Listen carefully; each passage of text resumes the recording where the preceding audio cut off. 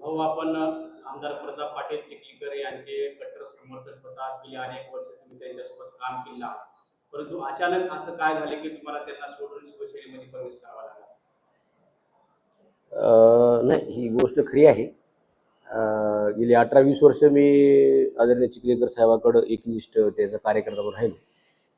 आता राजकारणामध्ये माझ्यावर काही घडामोडी होत असतात, काही कुठंतरी तडजोडीचं काही राजकारण असतात. आता इतके दिवस मी चिखलीकर साहेबांचा समर्थक म्हणून होतो. आता ज्या बलरामपूर जिल्हा परिषद मतदारसंघ हा नांदेड दक्षिणमध्ये येतो आणि तिथं आता रनिंग आमदार आदरणीय बोंडाळकर साहेब आहेत. तिथल्या सर्व लोकांचं म्हणणं असं आलं की साहेब तुम्ही धनुष्यबाण आपण जर इथं उभं टाकला तर आपल्याला निश्चित त्याचा फायदा होईल, असं तिथले माझे कार्यकर्ते, सरपंच, उपसरपंच आणि अनेक गावचे कार्यकर्ते बोलल्यामुळं हा मी निर्णय घेतलेला आहे. आपण जर बघितलं तर चिखलीकर साहेब हे नेहमीच आपल्या खांदे समर्थकांना इतर पक्षामध्ये प्रवेश करण्यासाठी सांगतात. उदाहरण जर द्यायचं जर झालं तर आता त्यांच्या कन्यापर्यंत जाईल एवढे ह्या भाजपमध्ये आहेत. त्यांचे या अगोदरही माधवराव पावडे असतील त्यांना शिवसेनेमध्ये त्यांनीच ठेवलं होतं आणि बाळासाहेब कराळे असतील त्यांना पण शिवसेनेमध्ये त्यांनीच पाठवलं होतं. आणि ऐन वेळेला ज्यावर त्यांना गरज पडेल त्यावर त्यांनी एकत्र येण्यासाठी सांगत असतात. त्या पद्धतीचा तुमचा प्रवेशही मानला जातो. नाही नाही नाही, असं असं असं असा काही विषय नाही. आता काही लोक आता हवा एकतर आता तुम्ही बी मला चांगलं ओळखतात. 18-20 वर्ष साहेबाकडे मी एकनिष्ठ म्हणून काम केलेलं आहे. आणि आदरणीय चिखलीकर साहेबाकडे जो कार्यकर्ता राहतो तो कार्यकर्ता एकनिष्ठच असते. आणि त्या चिखलीकर साहेबाला आता तर मी माझ्या तोंडानं सांगू नये, पण अनेक लोक म्हणतात बाबा नरेंद्र गायकवाड चिखलीकर साहेबाचा मानसपुत्र आहे.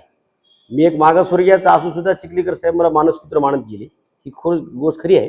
पण ते तिथला जो निर्णय जो आहे शिवसेनेमध्ये जाण्याचा, हे तिथले कार्यकर्ते सर्वजण म्हणाले, मी सर्व मतदारसंघातल्या गाठीभेटी घेऊन आणि सगळ्या लोकांचं म्हणण्यानुसार मी तिकडे प्रवेश केलेला आहे. तुम्ही शिवसेनेमध्ये प्रवेश करणार आहात हे चिखलीकर साहेबांना माहीत होतं का? पण तुम्ही त्यांना त्या पद्धतीच्या सूचना दिल्या होत्या पक्षाबद्दल? मी साहेबाला बोललो होतो ना. एकतर मला चिखलीकर साहेबांना कलंबरमध्ये जिथं माझं मतदान होतं तिथं 2017ला धनुष्यबाणावरच मी निवडून आलो होतो ना. आणि मी काय म्हणजे चिखलीकर साहेबाचा समर्थक म्हणून माझी जिल्ह्यामध्ये ओळख आहे, कट्टर समर्थक म्हणून. मी राष्ट्रवादीमध्ये प्रवेश केला नव्हता, मी भाजपमध्ये नाही, शिवसेनेमध्ये निवडून आलो, उपसभापती साहेबांनी केलं.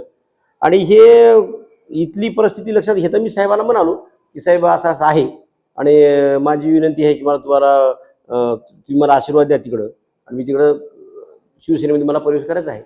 पण आता 18-20 वर्षापासून आता मी साहेबासोबत एकनिष्ठ राहिले. जर आता एवढं हे करणार माणूस हे साहजिक आहे. कोणी आता नरेंद्र तू तिकडे जाय पुन्हा ये असं असं चिखलीकर साहेब असं करणार बी असं.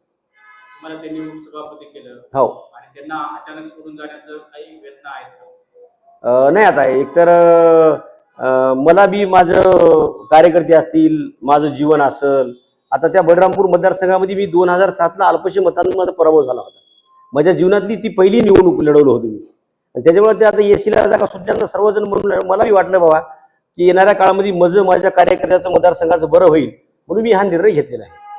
बाजार समितीच्या जेव्हा निवडणुका झाल्या त्यावेळेस साहेबराव काळे हे आमदार प्रताप पाटील चिखलीकर यांचे खूप जवळचे आणि घनिष्ठ संबंध होते.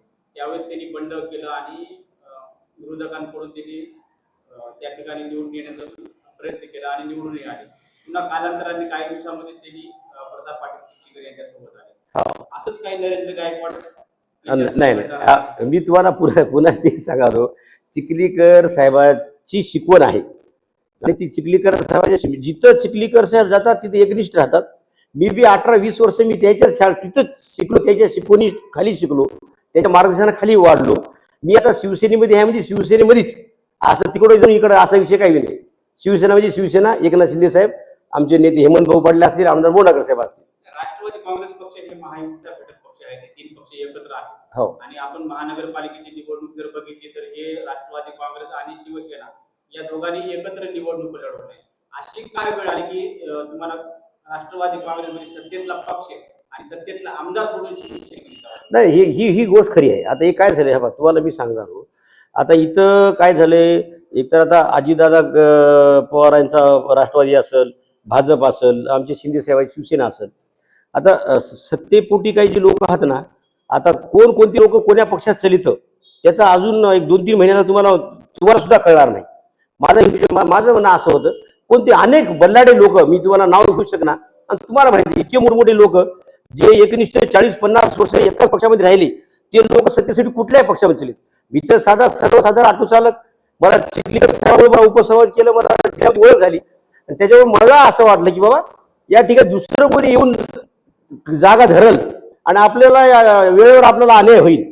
आणि मी शिवसेनेमध्ये असून सुद्धा धनुष्यबाणावर निवडून आल्यावर सुद्धा अनेक लोकांना वाटलं की हे धनुष्यबाणावर हे चिखलीकर साहेबाचा कट्टर कार्यकर्ता आहे.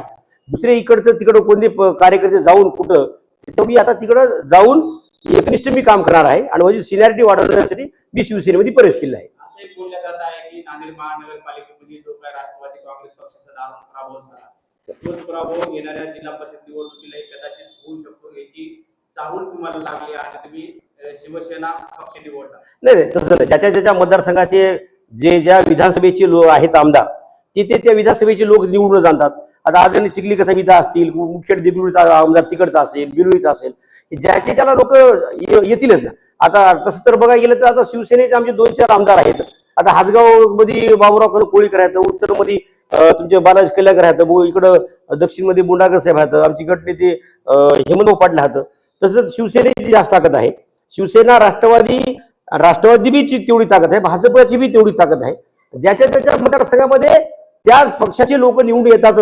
म्हणून मी शिवसेनेमध्ये प्रवेश फक्त बळीरामपूर सर्कल की बाबा तिथं माझं बरं होईल, माझ्या कार्यकर्त्याचं बरं होईल, माझ्या त्या मतदारसंघात विकास होईल, त्या अनुषंगाने मी शिवसेनेमध्ये प्रवेश केला आहे.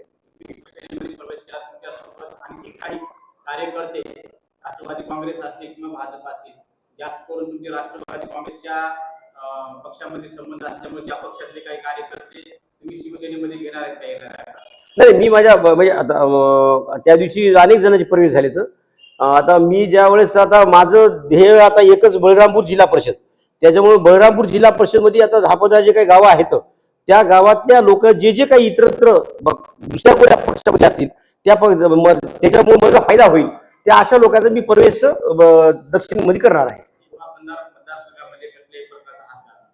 नाही म्हणजे ऐका ना, आता एखादी जर कोणाची जर इच्छा झाली असेल आणि मला कोणी मी सगळ्याच्या तोंडातला आहे माणूस, मला कोणी म्हणलं किंवा नरेंद्र मला तिकडे येऊ वाटायला, मला प्रवेश करा वाटायला, तर मी त्या कार्यकर्ता घेऊन जाईल. असं थोडं मला पण शिवसेना पक्ष वाढवायचा आहे ना. प्रवेश झाल्यानंतर चिखलीकर साहेबांसोबत बोलणं नाही काहीच नाही. चिखलीकर साहेबांना बोलू नाही, चिखलीकर साहेब भेट झाली नाही, आदरणीय प्रवीण पाटलाची भेट झाली नाही, काही नाही. मधुकर महाराज बारुळकरच्या मोतीच्या दिवशी प्रवीण पाटलाचं माझं बोलणं झालं, जय महाराष्ट्र असं एवढं झालं. आता तुम्ही भेट घेणार आहात? नाही, आता काय त्याचं आता साहेब आता माझ्यासाठी तर दैवतच आहेत. साहेबाचा इतक्या वर्षापासून माझ्यासोबत आशीर्वाद आहे, भविष्यातही साहेबाचा माझ्यासोबत आशीर्वाद राहील. परी पडले असतील, ताई असेल, सचिव पडले असतील, त्याच्या मी कुटुंबातला सदस्य म्हणून 18-20 वर्ष प्रमाणिकपणे त्याच्यासोबत राहिलेलं आहे. माझं जर कुठं बरं होत असतील तर ते चिखलीकर कुटुंब चांगलं आहे, ते मला आशीर्वाद दिल्याशिवाय राहणार नाहीत नक्की, असं मला 100% विश्वास आहे.